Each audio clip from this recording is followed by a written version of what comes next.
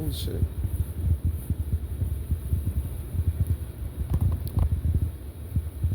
That's a pretty boy.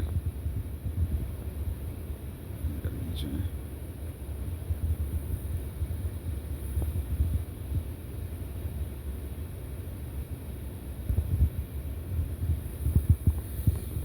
Looks like on the inside. It's the same. Pretty sure it's the same setup. Now I'm a little bit curious if it is an E-Gen. And you can see this. You see this bad boy. You put some miles on it. Came all the way from California.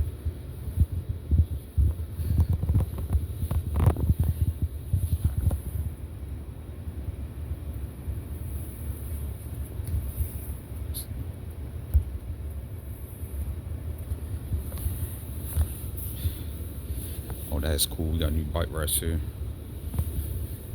So press the button. Okay, so you press the button, it extends out. Okay, that makes sense.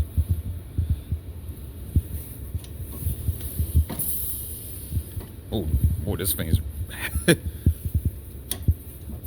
You know what? For the e-bikes.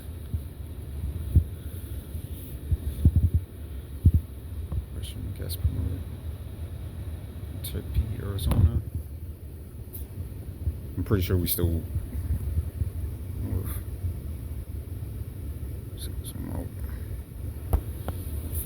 2650. So now I go from. Now I got to change it from 10 to what, 67? I think now 67. Dang.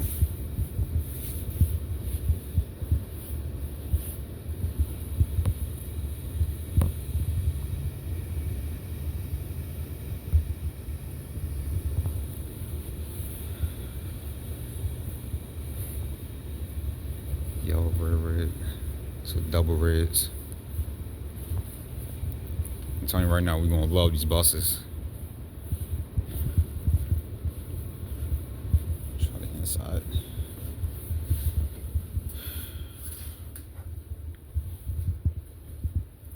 Ooh, this bad boy.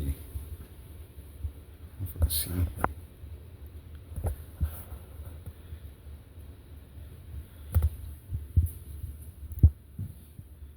My God.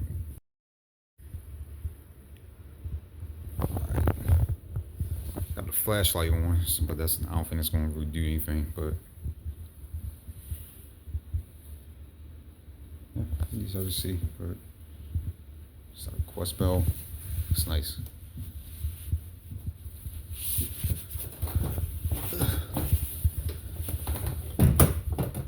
It's cool. And these are the interesting seats. This is the mother and child. So these are the mother and child seats. The reason why you got this design. So simply, now the ground, you can say every seat could probably be mother and child, but specifically if you first dibs, a mother, maybe a pregnant mother, you know, and they want the child with them, they get first dibs on the seat. And these seats,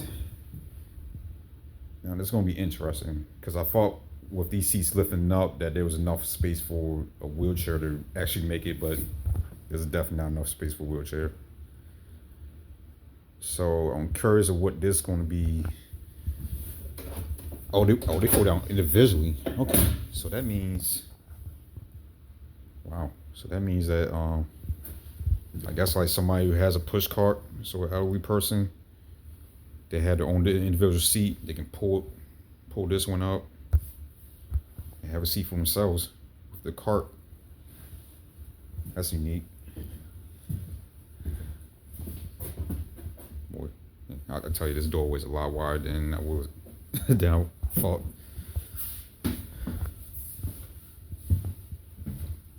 So we went from the cocoa brown seats to these gray seats. You see the TV monitor.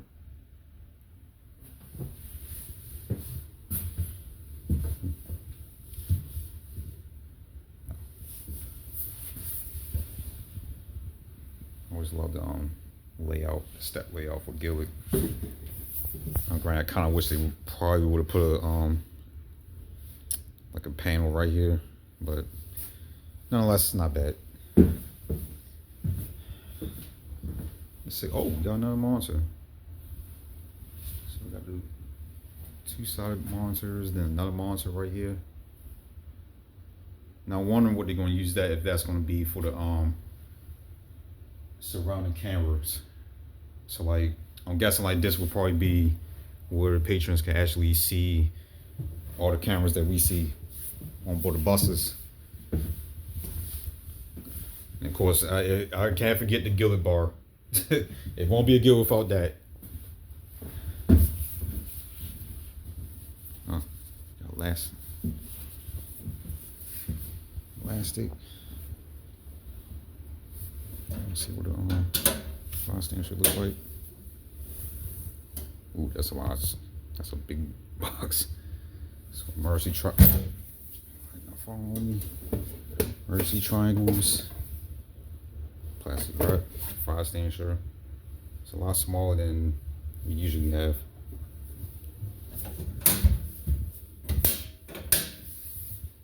And of course the lug nut pointers. So once they go for the procurements.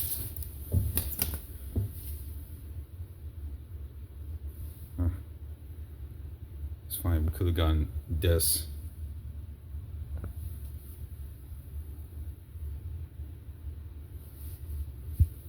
See, it's basically a zoom on just so you can digest. It's interesting. So this one's gonna be a little bit interesting because the fare box is supposed to be right here, but granted we can't adjust it, but adjust the monitor, but it's gonna be a little bit, that's gonna be interesting, like how we're gonna work the fare box, depending on if every fare box we get is gonna be the same model that's in the new flyers, because they usually come up to about maybe this height, and that's gonna be right in the path of this. So it's gonna be interesting how we shift this around. I mean, we can adjust it to put it over here, but it's gonna be a little bit odd sideways. Of course, trying true, the GILLIG visor. Oh, I gotta pull the cord up, open. But shield, a little bit different than you usually get. That says a lot smaller, but I always love this. Pull the cord.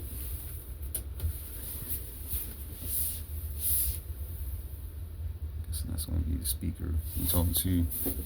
Huh, storage cubby. Not bad. Like this. Storage cubby. Oh yes, thank you.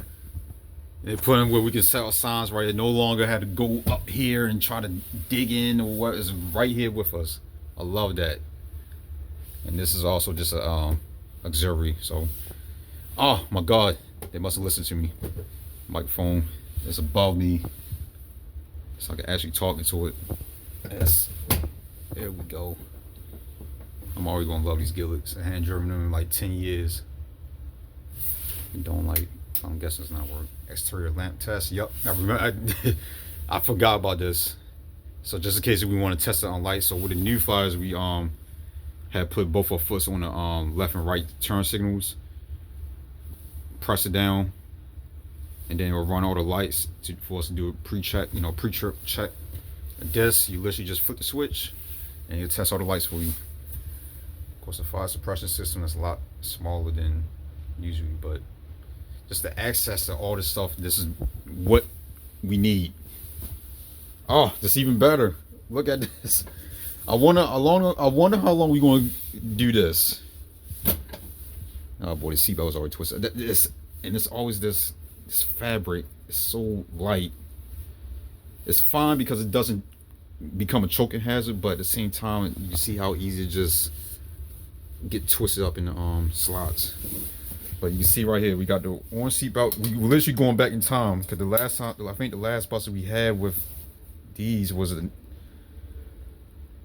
the neoplanes? Well, it could have been the Navies are the last ones that had these. But we got the, the three-point harness. Well, I'm sorry, 2-point harness. No, it'd be three-point harness. But we also got the lap belt. So if you don't want to deal with the harness, you can actually put the lap belt. So we got 2 different seat belts. Emergency door release, the camera system, which is all the way back here. Battery power, auxiliary power. Rear door. Heated mirrors. All right, forgot about that too. Heated mirrors. Those are toggle switches for us to move the mirrors. It's gonna be interesting how we get used to this, because I'm pretty sure there's gonna be. I mean, I'm used to it. I have no problem. I actually like it like this. But granted, how safety is going to adjust, have drivers adjusting, because it's one thing if you got like this on the curb side, but on the driver's side and you're actually looking up, especially with the way that MTA trains our operators, they want operators to use the flat mirror pointing towards the back wheel, and they want the top mirror, which is your convex, your bottom mirror, which is your convex mirror, to be pointing towards the road. To me, I'm not exactly a fan of that setup, because your convex mirror was never intended to be your primary mirror. This has always been, this top mirror, your flat mirror, is meant to be your primary mirror, because it gives you a fixed object, compared to the convex, which gives you a false sense of, well, if you see a car next to you, you assume that, well, this is a far distance away from you. I mean, you can see the bus right now is giving you a warped view. I mean, it's giving you a false sense of like, well, I got enough clearance to go by. But again, I'm not going to talk about how safety does things. I mean, that's just how they want the mirrors set up. But this is going to probably be something they're going to have as a topic. If we get more guilds, that they're going to probably request to have the mirrors be down here instead, rather than on top, just because how they want operators to have the mirrors placed. So that's going to be interesting to talk about. Interesting how that's going to go. One thing, this wow, okay, this is, I'm telling you, this looks like a Citroen, a Volvo type of mirror. Just, that's actually pretty weird. And it's pretty damn tiny. Door release, and of course the day running lights. I love that, because I mean, with the new flyers, it's a dial, but the thing is, the only way for you to run a day run and night run, you gotta literally turn it. It's the same thing. I don't know what I'm talking about. But it's a lot more. It's a lot more clear on this, because it's literally when you start in the bus. I'm not going to do it, but so engine start. We put in day run. Day run means all the marker lights, but it also includes your high beams won't be coming on. And then of course you got the night run, and then you got your marker lights. So like when you park, but you want to keep the system running, you put in this position. So like night park. So that's interesting that you turn this. This is going to be.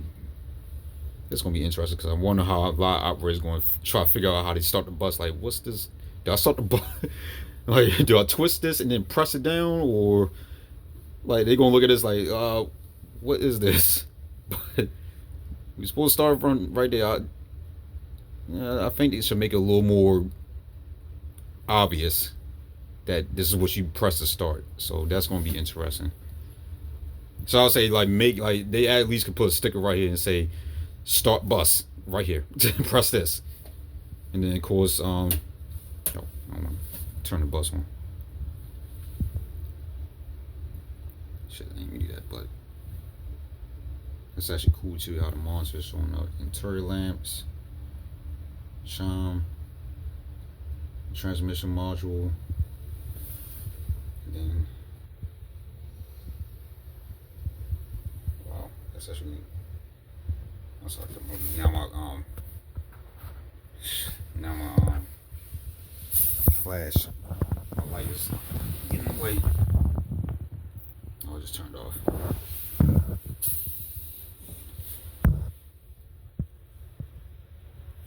me try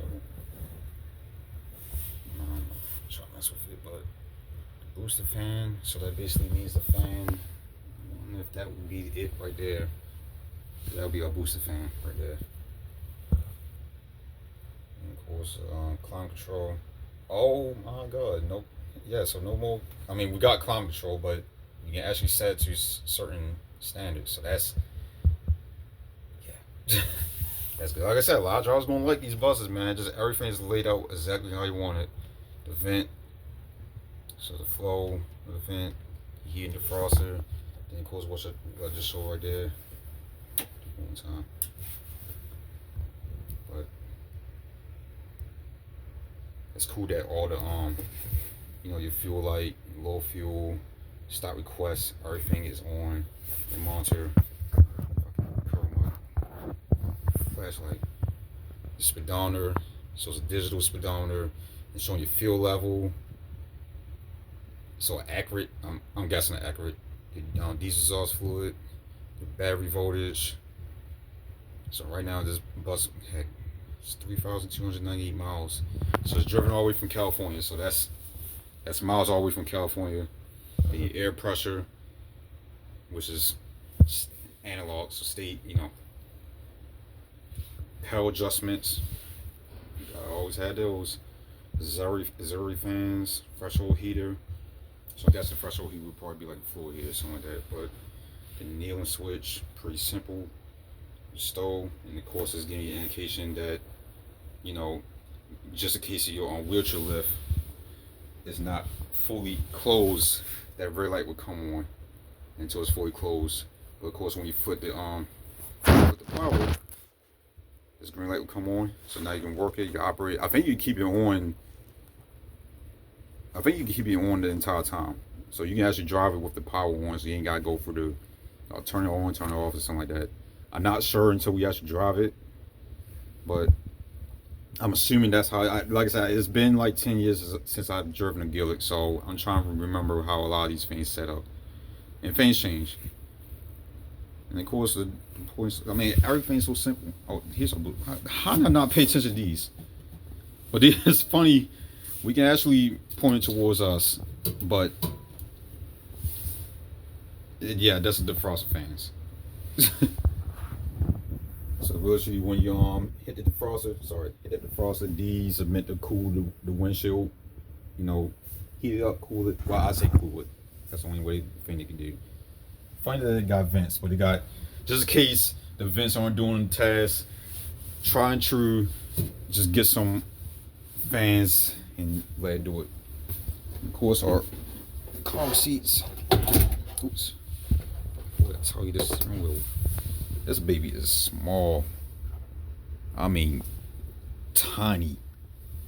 My hand is almost as big as the steering wheel. This man is tiny.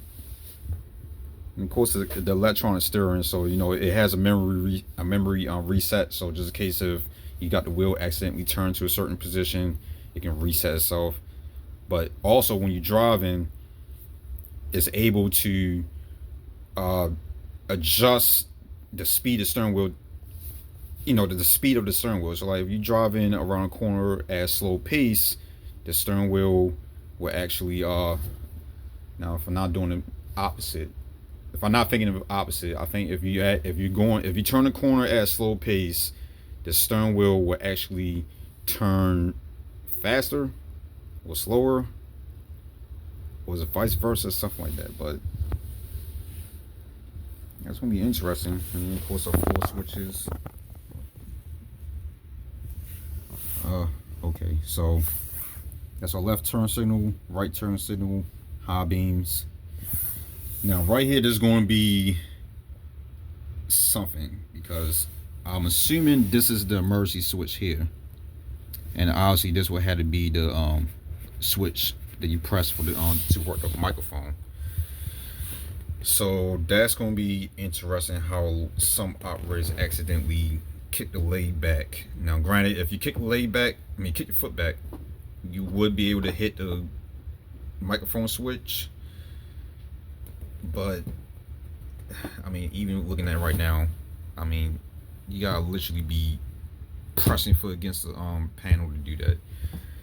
I honestly wish, and that's what the new files have, is the switch would be all the way up here, so that you're not accidentally just, because I think this is going to be a bit of an issue where operator is going to accidentally slide their foot.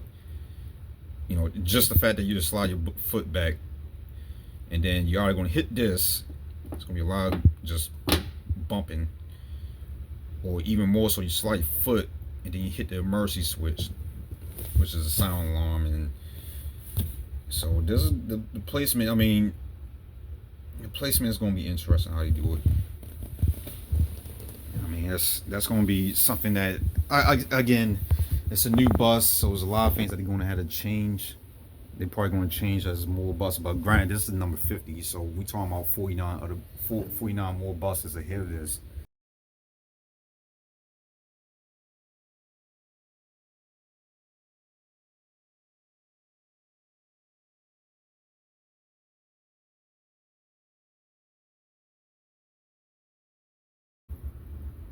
So gross volume weight is 20,412 kilograms. So 45,000 pounds. So VIN number.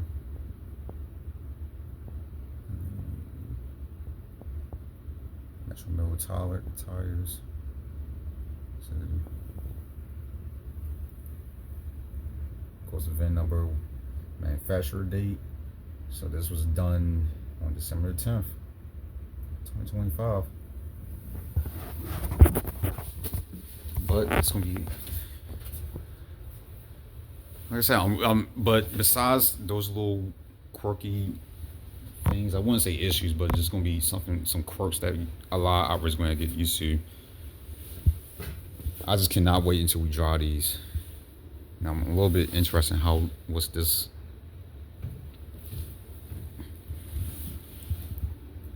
Is this something that okay, because I didn't even pay attention to this bar. This is something new to me, so I'm wondering what that's going to be all about. But yeah, man, these buses, these GILLIGs, they looking, I'm telling you right now, if everything goes according to plan and right, and these, even after the first year, maybe year two, I think we're going to probably stick with GILLIG. You see the new flyers right there. That's 2513. There's a couple other, 2503. 2503 been here for a while, so you got, and then you got 2505 that's actually out there right now. 2515, 2501, 2502. I want to say 2504. Well, I guess in 2505, but they all been getting some duties, especially 2515. I've been seeing that bus get to working. But yeah, man, this is, like I said, I am hyped. I don't think I've been more hyped for a bus than drawing these GILLIGs. And like I said, it's tried and true. Not like the Europeans where we just want a different designs. It's like whatever works, stick with it. And I'm telling you right now, GILLIG been in the business for over 100 years, for over a century. So they know what they're doing. And this model, just like the whole design of this bus, like this GILLIG low floor, I still call it the Advantages. It's still using the styling of the Advantage, even though it's just considered low floor. But this has been in production for close to 30 years. So literally this design, this here, is pushing 30 years. So that ought to tell you everything you need to know. 30 years of the design, they just going to do little detail updates to it, but otherwise it's like, if it ain't broke, don't fix it. So that's how GILLIG do things, man. And I think like MTA is finally, like, starting to catch on. It's like, yeah, these are the buses you need to go for, and you need to work with them, because I'm pretty sure like eventually entire fleet is going to probably end up being all GILLIGs when it's all said and done.